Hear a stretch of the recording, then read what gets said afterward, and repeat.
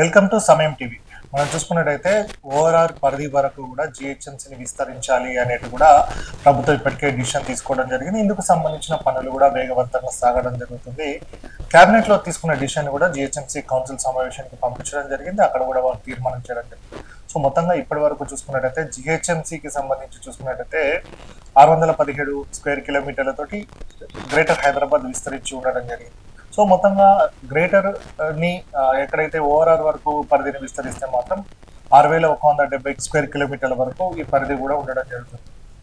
ఇప్పటి వరకు జిహెచ్ఎంసీ పరిధిలో చూస్తే 30 సర్కిళ్ళు అలాగే 6 జోన్లతోటి 150 వార్డులు అంటే డివిజన్స్ కార్పొరేటర్లు ఉండడం జరిగింది. మనకు ఇప్పుడైతే క్యాబినెట్ డిసిషన్ ప్రకారంగా మెర్జ్ చేసి అంటే 27 మున్సిపాలిటీలు కావచ్చు, 51 గ్రామ పంచాయతీలు ఏదైతే ఓవరాల్ పరిధి వరకు ఉండడం జరిగిందో వాటన్నిటిని కూడా జిహెచ్ఎంసీ పరిధిలో మెర్జ్ చేయడం జరిగింది. సో దీనివల్ల లాభాలు ఏంటి, నష్టాలు ఏంటి అనేది మనం చూసుకున్నట్టయితే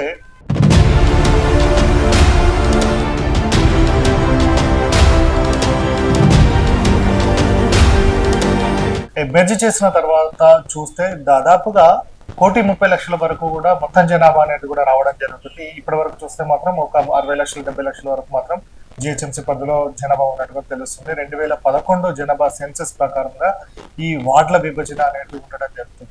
సో ఇప్పటి వరకు మనం జిహెచ్ఎంసీలో చూసుకుంటే 30 సర్కిల్స్ మాత్రం ఉండడం జరిగింది. దీన్ని ఇంకా డబుల్ అయ్యే అవకాశం కూడా కనబడుతుంది. 30ని 60 చేసే అవకాశం కూడా కనబడుతుంది.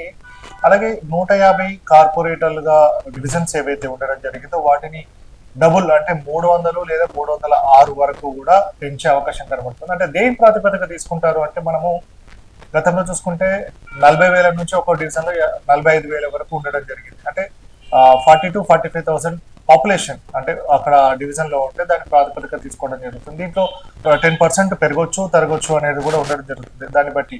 సో దీంట్లో డివిజన్ కి సంబంధించి చూస్తే కొన్ని కాన్ఫ్లిక్ట్స్ కూడా రావడం జరుగుతుంది. కొద్దిమంది హద్దులు మారే అవకాశాలు కూడా కనపడుతున్నాయి. వీటన్నిటి కూడా అక్కడ ఉన్న రెసిడెంట్స్ వెల్ఫేర్ అసోసియేషన్స్ కావచ్చు, స్థానిక ప్రజాప్రతినిధులు అలాగే మిగతా ఇంకా ఎవరైనా అభ్యంతరాలు వ్యక్తం చేస్తారు కదా, వాళ్ళందరి అభిప్రాయాలను సేకరించిన తర్వాతనే ముందుకు వెళ్లే పరిస్థితి కనబడుతుంది. సో ఇందుకు సంబంధించి ఎప్పుడైతే జిహెచ్ఎంసీ కమిషనర్ కర్నల్ శివారు మున్సిపాలిటీలు కావచ్చు, గ్రామ పంచాయతీలు ఉండడం జరిగిందో వాటిలో మినిట్స్ వారికి సంబంధించిన కౌన్సిల్కి సంబంధించిన మినిట్స్ బుక్ కావచ్చు, వారికి ఏదైతే అకౌంట్స్ ఏవైతే ఉండడం జరిగిందో మొత్తం డీటెయిల్స్ అన్నిటి కూడా సంబంధిత జిహెచ్ఎంసీ డిప్యూటీ కమిషనర్ గా ఉన్న వారందరూ కూడా వారికి అప్పచెప్పడం జరిగింది. దానికి కన్సర్న్ గా జోనల్ కమిషనర్ వారికి ఏ జోన్ కి ఆ జోన్ గా వారందరినీ కూడా తీసుకోవడం జరిగింది. సో ఇప్పటికే ఏదైతే 27 మున్సిపాలిటీలు ఉండడం జరిగిందో వాటన్నిటి కూడా మెర్జ్ చేసిన తర్వాత వారి రికార్డ్స్ బ్యాంక్ రికార్డ్స్ కావచ్చు మొత్తంగా కూడా వాళ్ళు జిహెచ్ఎంసీ హ్యాండ్ ఓవర్ కు తీసుకోవడం జరిగింది. ఇప్పటి నుంచి చూస్తే మొత్తం ఏ పనులు అయినా కూడా జిహెచ్ఎంసీ కమిషనర్ పేరు మీదుగానే సాగుతాయని కూడా ఇప్పటికే ఇన్ఫర్మేషన్ అంతా కూడా పాస్ చేయడం జరిగింది.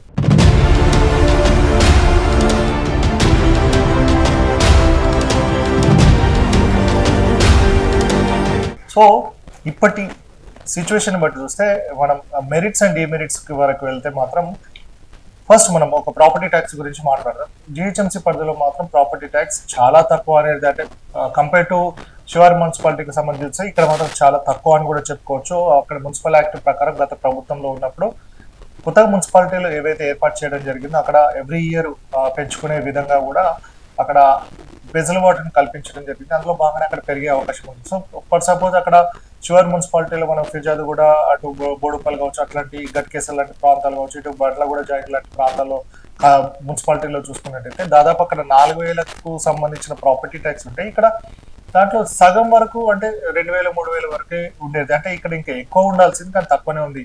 ఎందుకంటే రాజకీయంగా కొంచెం ఇబ్బందులు తలెత్తుతాయన్న ఉద్దేశం కొద్ది గత ప్రభుత్వం కావచ్చు ఇప్పుడు ఉన్న ప్రభుత్వం కూడా దాని వైపు కూడా వెళ్ళని పరిస్థితి కనబడుతుంది. సో ఇప్పటికే కొన్ని మున్సిపాలిటీలు కావచ్చు, కార్పొరేషన్లు ఏవైతే శివారు ప్రాంతాల్లో ఉన్నాయో వారి నిధుల ద్వారానే ఎక్కువగా తాము డెవలప్ చేసుకున్నాము.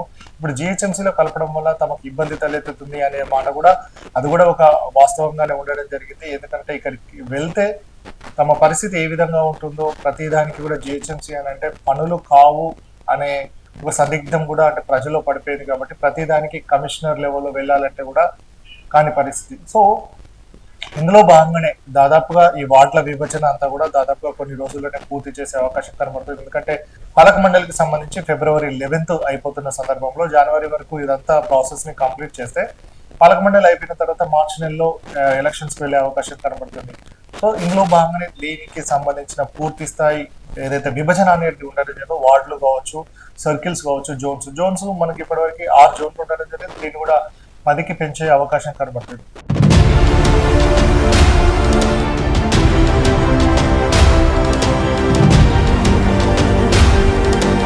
ఒక పక్క ఇది ఇలా ఉంటే ప్రభుత్వం మాత్రం అంతా కూడా అన్ని ప్రాంతాలు కూడా సమాంతరంగా ఓవరాల్ వరకు కూడా అభివృద్ధి చెందాలన్న ఉద్దేశం కొద్దే తాము ఈ నిర్ణయాన్ని తీసుకున్నామని కూడా చెప్తున్న నేపథ్యం ఉంది. అందులో భాగంగానే అన్ని ప్రాంతాలకు కూడా సమానమైన నిధులు ఇవ్వచ్చు.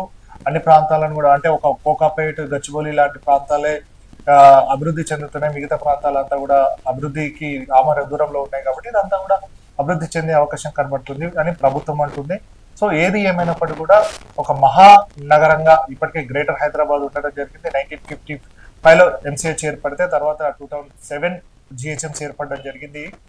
ఇప్పుడు మరొక మహానగరంగా అప్ టు ఓవరాల్ వరకు కూడా విస్తరించడంతో దేశంలోనే అతిపెద్ద నగరపాలికగా మన GHMC greater Hyderabad municipal corporation గా ఉండడం జరుగుతుంది. సో దీనికి ఎంతమంది మేయర్లు ఉంటారు, ఎన్ని విభజిస్తారు అనేది సెకండరీ థింగ్. సో మాత్రం ప్రజల్లో మాత్రం ఒక అభద్రతా భావం కావచ్చు, ఒక ఇంత మెరిట్స్ అండ్ డిమెరిట్స్ రెండు మాత్రం ఉండడం జరిగింది. అభివృద్ధి ఏ వైపులో ఉంటుందో కానీ మాత్రం తమ పరిస్థితి ఏ విధంగా ఉండబోతుంది అనేది మాత్రం కొంచెం సందిగ్ధంగా ఉండడం. సో మరి జిహెచ్ఎంసీలో ఉంటే లాభమా లేకపోతే శివార్ ప్రాంతాల్లో ఉంటే లాభమా అనేది కూడా కొంతమంది అక్కడ ఉన్న వారికి డౌట్ఫుల్ గా ఉండడం జరిగింది. సో మీరేమనుకుంటున్నారు, జిహెచ్ఎంసీలో ఉంటే ప్లస్ పాయింట్స్ ఉంటాయా లేకపోతే మనకు కన్సర్న్ ఏదైతే మున్సిపాలిటీలో ఉంటే బాగుంటుందా అనేది మీరు కూడా కామెంట్ చేయండి. స్టే ట్యూన్ టు సమయం టీవీ.